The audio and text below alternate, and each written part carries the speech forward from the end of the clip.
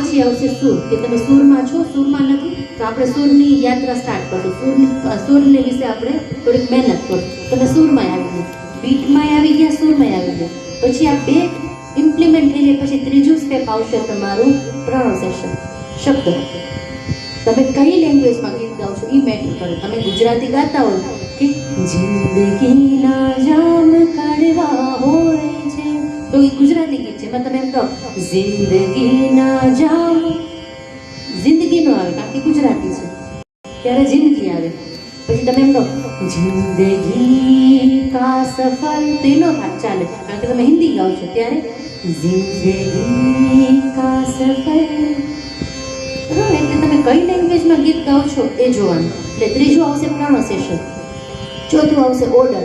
તમને ઓર્ડર ખબર પડવી જોઈએ કે આ બે વાર લાઈન આવે છે, પછી મ્યુઝિક આવે છે, પાછી આ લાઈન આવે છે, પછી મારે એન્ટ્રી છે.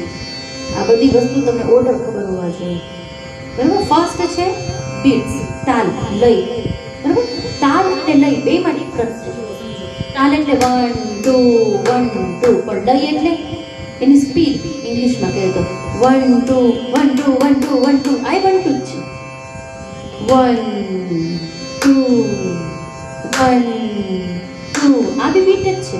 પણ તાલ અને લય એને સમજો. તાલ એટલે બીટ્સ, લય એટલે સ્પીડ. સ્પીડ, એની સ્પીડ કેટલી છે? ટેમ્પો. રેકોર્ડિંગ લેંગ્વેજમાં એને કહેવાય ટેમ્પો, સ્પીડ ન કે ટેમ્પો. એનો ટેમ્પો જો. બરાબર, તો તાલ અને લય, બીટ્સ અને સ્પીડ, આ બે અલગ અલગ મેટર છે, એટલે ખાસ યાદ રાખવાનું.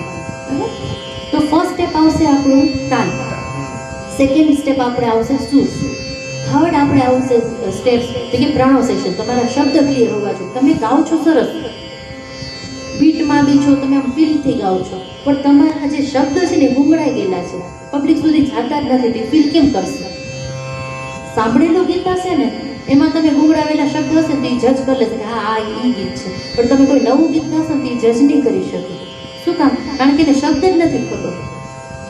એટલે ત્રીજું સ્ટેપ, ચોથું સ્ટેપ આવશે શબ્દ, ત્રીજું સ્ટેપ આવશે પ્રોનાઉન્સિએશન, ચોથું આવશે તમારા ઓર્ડર. કે ઓર્ડર તમને ખ્યાલ હોવો જોઈએ, ગીતના ઓર્ડર કેટલી વાર છે.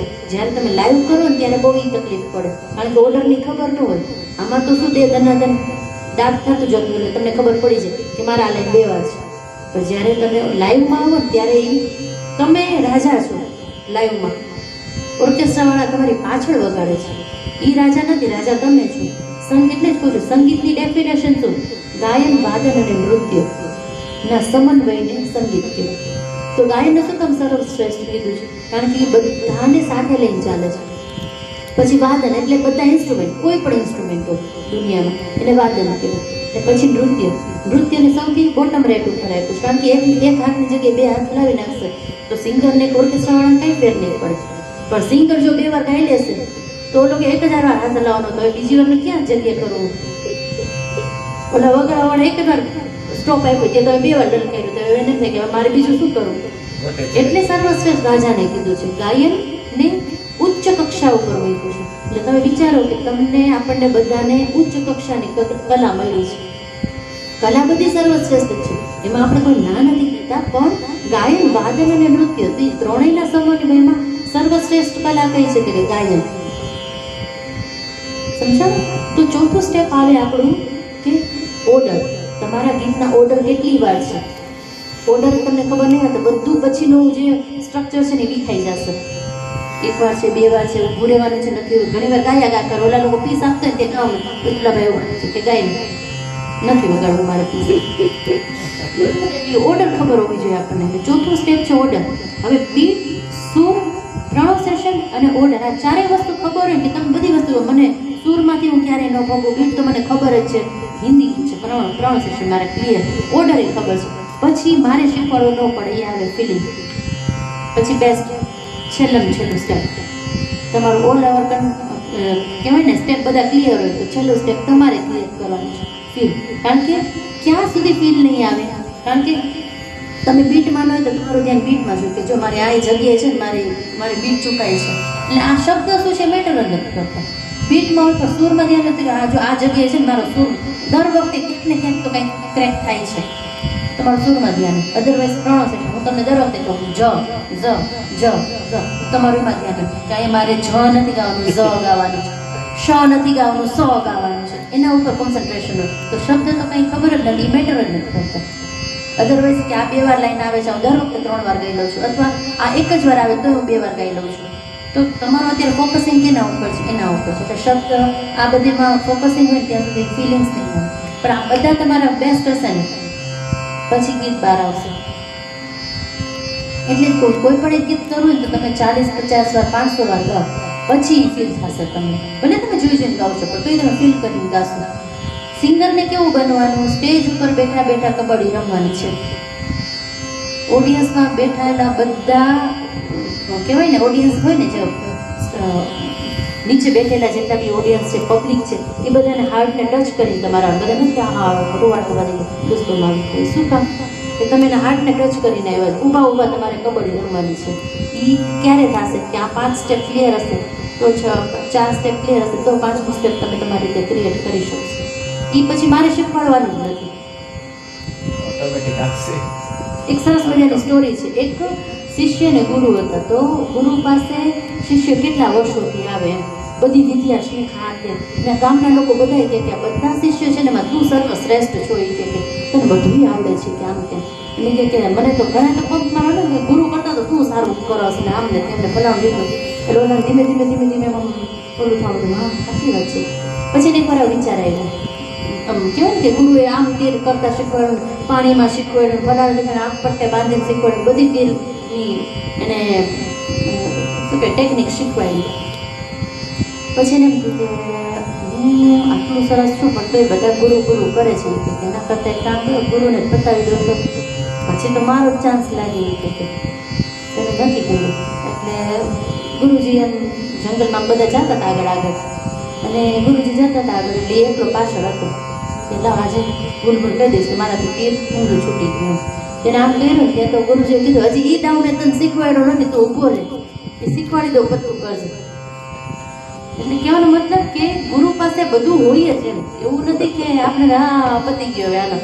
એ ગુરુએ તરત કીધું હમણાં ખમી જાય, એ શીખવાડી દઉં ને આ જો એ વસ્તુ તને નથી આવડતી, એ શીખવાડવાનું બાકી જ હતું તને. એટલે કહેવાનો મતલબ કે 5મો સ્ટેપ તમારી રીતે તમે ક્રિએટ કરી શકો, કારણ કે આ તમને 4 સ્ટેપ ઉપર તમારું ફોકસિંગ નથી. જ્યાં સુધી આ 4 સ્ટેપ ઉપર ફોકસિંગ રહેશે ત્યાં સુધી તમે ગીત નહીં કરી શકો. તમે જોજો માગ કરજો ગમે ત્યારે ફિલ્મી ગીત કરતા તો તમે ક્યાંક ક્યાંક તો તમારી જગ્યા એવી હશે કે તમારું ત્યાં ધ્યાન હોય. એટલે 4 સ્ટેપ ક્લિયર એકદમ કડકડાટ કરી નાખવાના. સૂર, બીટ છે, પ્રોનાઉન્સિએશન છે, ઓર્ડર છે, બધું કરી નાખવાનું. પછી મસ્ત, પછી પાણીના રેલાની જેમ તમારું ગીત જશે અને બધાને મજા આવશે. તો એમનું ગીત આવે ને હવે એ મજા આવી, હવે સાંભળવું છે આપણે, એમ થવું જોઈએ. પણ એના માટે આપણે ભોગ દેવો પડે તો પબ્લિક વાહ કરે. મેં કીધું ને, તમે જ્યારે ગાંડા થશો ને સંગીતમાં પછી પબ્લિક તમારી પાછળ ગાંડી થશે. પહેલાં આપણે ગાંડું થવું પડે. નથી કહેતા અલગારી જીવ, ખાવા પીવાના વાળના કાંઈ ઠેકાણા ન હોય, પણ સાંભળે ત્યારે વાદો કાં સ્ટેજ ઉપર સારું ગાઓ પછી મેકઅપ ન કરો તો ચાલશે, કાં પછી મેકઅપ એટલો બધો તૈયાર એટલા બધા થાવ કે કોઈ ગીત ન સાંભળે તમારું. આ બે જ એક વસ્તુ છે, આ બે જ તમારી પાસે પોઈન્ટ રાખવાના. જવામાં 2-3 મિનિટ વહી જાય હા ત્યાં ગીત પૂરું એમ બે કરો તો વેલ એન્ડ ગુડ. અત્યારે તો ફૂલ પેકેજ જ પહેલા 2 ચોટલી લઈને ગાઈ શકતા હતા લતા દીદીની જેમ, કારણ કે ખાલી ગાયકી જ જોતા હતા. હવે બધાને ફૂલ પેકેજ જોઈશે, દેખાવમાં ગમવું જોઈએ ને પ્રોગ્રામે નવા શું છે એવા સિંગર જોઈએ, ખરીદ્યું કરે આટલું બધું. પણ એ કહેવાનો મતલબ કરો વાંધો નહીં, પણ તમને બધા આના માટે આવે છે. સારું ગાશો ને તો એ લોંગ ટર્મ સુધી રહેશે, આઉટલુક તો થોડાક ટાઈમ સુધી જ છે. ગાયકી એવી મજબૂત બનાવો ને કે આપણાથી બીવા જોઈએ, અરે યાર એ પ્રોગ્રામમાં ગયો છે અથવા રહી છે, અરે યાર સટિયાર હવે હશે હાલો કેવું થવું. હું કોમ્પિટિશનમાં અમે નાના હતા ને ત્યારે હું કોમ્પિટિશન ભરે ને તો કેટલાય નીકળી છે એ કે યાર હવે આપણો તો નંબર જ નથી, રહેવા દે ને અમને કોણ 500 રૂપિયા ભરે એ કે. એટલે એવું એવી ધાક છપાવી દેવાની એમ, પાછા ખેંચી આપણું નામ પડે ને અથવા આપણો ફોટો કોઈ જોઈ તો કોઈને બીક લાગવી જોઈએ, અરે યાર તો આજે આપણા નહીં વખાણ થાય. એવી ગાયકી બનાવો ધાસુ. આપણે જાત નહીં ડૂબે હવે. હા ચાસની ડૂબે તમે નથી. થોડીક છાટ આવે તો એવા થઈ જશે. ના છાટ કરતા બી કહેવાય ને કે તમે મારી જગ્યાએ જલ્દી પહોંચી શકો, પણ અત્યારે જે તમારું રિયાઝ કે તમારો જે ટાઈમ તમે આપો છો ને સંગીતને બહુ છો વધારે આપવા માંડો તો એ તમને આઉટપુટ દેખાડશે. જેટલો સમય તમે આપશો ને એટલું આઉટપુટ મળશે ને મળશે જ. એમાં બે મત નથી, પણ તમારે ભોગ દેવો પડે. મહેનતનો કોઈ વિકલ્પ નથી. કોઈ એ જ લેડીઝને મંત્ર, કે એ જ. જેન્ટ્સને પટાવો હોય તો પાછળ નથી ફિલિંગ ભરવી પડતી તો પટે. ટાઈમ તમે એને આપ્યો તોય પટે. બાકી એમ કે પટી જાય છે એમ કહીને તમે તમારું કામ કરો ને એમ કે હાલ, એમ કર.